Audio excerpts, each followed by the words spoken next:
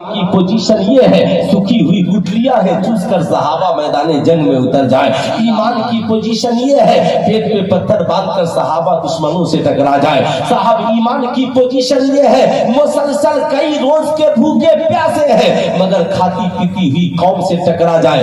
زمانے کی نظریں دیکھتی رہ گئی، دنیا نے دیکھا تھا یہ اقلیت میں مٹھی بھر لوگ ہیں، ہم آج مخالفت کر کے ان کا سر کچل دیں گے، زمانے سے ان کا نام و نشان مٹا دیں گے۔ مگر جس انسان نے 40ویں مسلمان کی شکل میں اسلام کے دامن میں جگہ پائی، زمانہ جسے عمر ابن خطاب کہتا ہے، زمانہ جسے عمر فاروق کہتا ہے، 40ویں مسلمان کی شکل میں اسلام قبول کرتے ہیں، دوسرے خلیفۃ المسلمین کی شکل میں صاحب اسلامی حکومت کے باغ و ڈور کو سنبھالتے ہیں، اور زمانہ دیکھتا رہ گیا، آدھی دنیا سے زیادہ پر اسلامی حکومت کا نفاذ کر دیتے ہیں، اور زمانے کو بتاتے ہیں دشت و دشت ہے دریا بھی نہ چھوڑے ہم نے، پہلے ظلمات میں دورا دیے گھوڑے۔ نعرے تکبیر، نعرے رسالت، فیضان سرکار سرکاہی، عزیز الاولیاء کانفرنس۔ اب آپ کو یہ ماننا پڑے گا، دشمنوں سے ٹکرانے کے لیے آپ کو طاقت نہیں، ایمان کی طاقت کی پہلے ضرورت ہے۔ زمانے میں کامیاب ہونے کے لیے ایمان کی طاقت کی پہلے ضرورت ہے۔ ظاہر سی بات ہے یہی ایمان ہے جس نے مسلمانوں کو اتنا مضبوط کیا، اتنا صاحب۔ لیکن آج ہم جس دور میں جی رہے ہیں، آپ سے میں پوچھنا چاہتا ہوں، یہ میری قوم کے نوجوان بیٹھے ہیں، ہو سکتا ہے آپ جس بستی سے یہاں پر آئے ہو وہاں پہ آپ کی تعداد بڑی کم ہو سکتا ہے آپ جس گھرانے سے بلانگ کر رہے ہو آپ کا گھرانہ بہت پسماندہ ہو، لوگ آپ کا شمار اقلیت میں کر رہے ہو سکتا ہے آپ کا تعلق فارورڈ سے نہیں بائیکورڈ سے ہو سکتا ہے آپ کو سماج میں دبا کچلا کہا جاتا ہو سکتا ہے سماج میں بستی میں آپ کے گھر کی کوئی عزت نہیں ہو، لیکن اے میری قوم کے بچوں، آج کے جلسے میں آئے ہو، سلطان رضا تجھ سے ایک سوال کرتا ہے، کیا اگر آپ کے خاندان کو گاؤں والے نیچی نظر سے دیکھتے ہیں تو کیا آپ کی ذمہ داری نہیں ہے اپنے خاندان کے وقار کو پھر سے اونچا کر دینا؟ کیا اگر آپ کے گھرانے کو زمانہ نیچی نظر سے دیکھتا ہے تو کیا آپ کی ذمہ داری نہیں ہے آپ کو اپنے گھرانے کے وقار کو اونچا کر دینا؟ اگر زمانہ آپ کے ماں باپ کو گری ہوئی نظر سے دیکھ رہا ہے، غریب ہے، بڑی مختصر زندگی ہے، اس کا کوئی پروٹوکول نہیں ہے، اب آپ بتاؤ میری قوم کے نوجوانوں، اس کے لیے کون سا عمل کرو گے کہ زمانے میں تیرے ماں باپ کا نام فخر سے اونچا ہو، زمانہ تجھے نیچی نظر سے نہیں بلکہ اونچی نظر سے دیکھنے والا بن جائے؟ آپ کہو گے میاں صاحب آخر اس کی صورت کیا ہو سکتی ہے؟ اسلام نے اس کی جو صورت بتائی، کہا 3 چیزیں تمہاری زندگی میں ہو جائیں۔ نمبر 1 ایمانی طور پہ تم مضبوط ہو جاؤ، نمبر 2 علمی طور پہ مضبوط ہو جاؤ، اس کے بعد عمل صالح یعنی کردار و کریکٹر کو اچھا بنا لو۔ اگر 3 چیزیں تمہاری زندگی میں شامل ہو گئی، دنیا میں تیرا وقار پھر سے بحال ہو جائے گا، لوگ تجھے عزت بھری نگاہ سے دیکھیں گے۔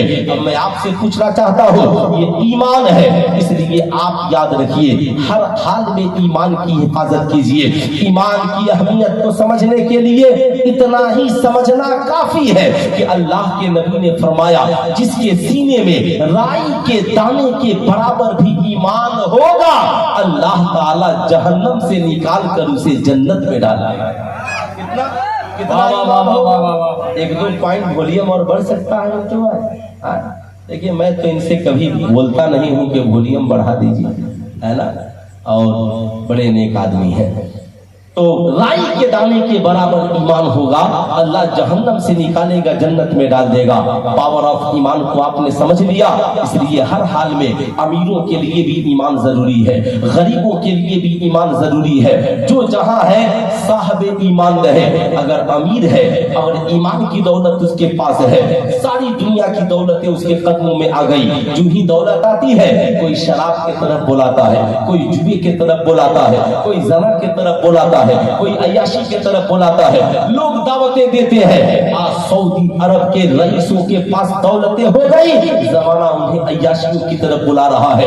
سعودی عرب کے رئیس زادے یہ بھول گئے کہ یہ جو عرب کی زمین پر ہماری حکومت قائم ہے یہ ہمارے باپ دادوں کے بلڈ کی وجہ سے نہیں بلکہ بدر میں صحابہ نے اپنا بلڈ بہایا ہے، خندق میں صحابہ نے اپنا لہو دیا ہے، خیبر میں صحابہ نے اپنا لہو دیا ہے، جس صحابہ نے اپنا कर इस्लाम को सींचा और अरब की सरजमीन पर इस्लामी हुकूमत का निफाज किया, जहां शराब के मटके को तोड़ दिया गया, नाच गाने बाजे पे पैन लगा दिया गया, जुए का खात्मा कर दिया गया, बेहयाई बुराई को मिटा दिया गया, निकाह को आम किया गया, सही माशरे की तश्कील दी गई। आज यहूदियों की साजिश ने उस जमीन को फिर से नापाक कर दिया है। आज यहूदियों की साजिश ने वहां की बहू बेटियों की इज्जत और आबरू को नीलाम कर दिया गया है। कौन थे मोहम्मद बिन कासिम? अरब वाले भूल गए साहब। कौन थे सलाहुद्दीन अयूबी? अरब की सरजमीन ने भुला दिया। उसकी वजह सिर्फ यही है, ये लोग जो वलियों की दुश्मनी में जीते हैं, सहाबा की दुश्मनी में जीते हैं, अंबिया के बुग़्ज़ में जीते हैं, साहब इनकी औलादों का हश्र आप देख लीजिए। इन्होंने कभी अपनी औलादों को उमर इब्न खत्ताब की तारीख नहीं पढ़ाई, इन्होंने कभी अपनी औलादों को हजरत सलमान फारसी की तारीख का मुताला नहीं कराया, इन्होंने कभी अपनी औलादों को बिलाल हबशी की तारीखें नहीं पढ़ाई, इन्होंने साहब अपनी औलादों को बुजुर्गों की सीरत का मुताला करने से रोका।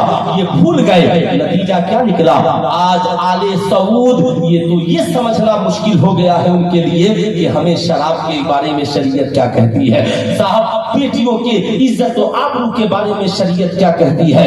आज अफसोस होता है, क्या इस दौर के भी कठमुल्ले इस वक्त भी कहेंगे कि सऊदी अरब हमारे लिए रोल मॉडल है? करम है बरेली के अहमद रजा का, जिन्होंने कहा था दुनिया की कोई हुकूमत हमारे लिए रोल मॉडल नहीं हो सकती, हमारे लिए रोल मॉडल कल भी मुस्तफा जाने रहमत थे और आज भी मुस्तफा जाने रहमत है। इसलिए याद रखिएगा साहब, ये इस्लाम है जिसने नारा दिया था। अब मैं बात कर रहा था, सबसे पहले इस बात पे गुफ्तगू हो। आज मेरी कौम के नौजवान है, आपका इस बस्ती से ताल्लुक है, अब आप चाहते हैं कि बस्ती में आपका वकार बहाल हो जाए। अब आप करेंगे क्या? 3 काम करना है। नंबर 1, पहले आपको ईमानी तौर पे मजबूत होना है। लाख मुसीबत आए हमें साबित कदम रहना, लाख मुसीबत आए हमें साबित कदम रहना है। अमीरी है, दौलत आ गई तो भी साबित कदम रहना है। कोई हमें बेहया न बना सके, कोई अरब के अमीरों की तरह अय्याश न बना सके, कोई साहब हमें नवाब वाजिद अली शाह की तरह अय्याश नहीं बना सके, कोई अकबर डिग्रेड की तरह हमें अय्याश न बना सके। दौलत आए तो भी साबित कदम रहना है, और गरीबी है तो भी ईमान पे साबित कदम रहना है। मौला तू भूखे रखे तो भी तेरा शुक्र है, मौला तू कपड़ा दे तो भी तेरा शुक्र है, मौला तू जिस हाल में रखे तेरा शुक्र है। अब मैं आपको बताना चाहूंगा, हजरत इमाम किसई का नाम आपने सुना होगा, नहीं सुना तो मुझे सुनिए। इमाम किसई खलीफा वक्त हारून रशीद के जमाने के बहुत जबरदस्त आलिम दीन, बहुत बड़े आलिम दीन। अल्लाह अकबर। इमाम किसई बड़े गरीब घराने से उनका ताल्लुक था। हाल ये था कि साहब गरीबी का आलम ये था कि घर में खाने के लाले पड़ जाते थे। इमाम किसई रोजाना इल्म हासिल करने के लिए जाते और कई कई महीनों बाद इल्म हासिल करके आते। उनका एक पड़ोसी था, पड़ोसी बैठ करके साहब उनके दरवाजे के आगे सड़क के किनारे मशरूबात बेचा करता था, शरबत वगैरह। इमाम किसई 6 महीने बाद पढ़ करके आए। इसने पूछा, शहजादे नजर नहीं आते हो, कहाँ जाते हो? कहा मैं इल्म हासिल कर रहा हूँ। उसने कहा इल्म हासिल कर रहे हो? कहा हाँ। क्या पढ़ते हो? कहा ये किताबें हैं। उसने कहा दो अपनी किताबें, मैं इसको पानी में डालूंगा तो बड़ा शरबत मीठा हो जाएगा। यानी इमाम किसई पे तंज करता। इमाम किसई कहते अच्छा ठीक है, मेरी किताब दो, एक दिन ये शरबत मीठा जरूर बनेगा। इमाम किसई फिर पढ़ने के लिए चले गए, जाते रहे आते रहे। एक वक्त आया, इमाम किसई से उसने कहा ऐ किसई, पढ़ करके क्या करोगे? क्या तुम कौन सी दौलत कमाओगे? तेरे घर में इतनी गरीबी है। इमाम किसई ने कहा टेंशन न ले, मेरे घर का कारोबार चल जाता है। कहा किसई मैंने कहा ना अपनी किताब दे, मीठा शरबत बना दूंगा। इमाम किसई ने कहा वक्त का इंतजार करो। एक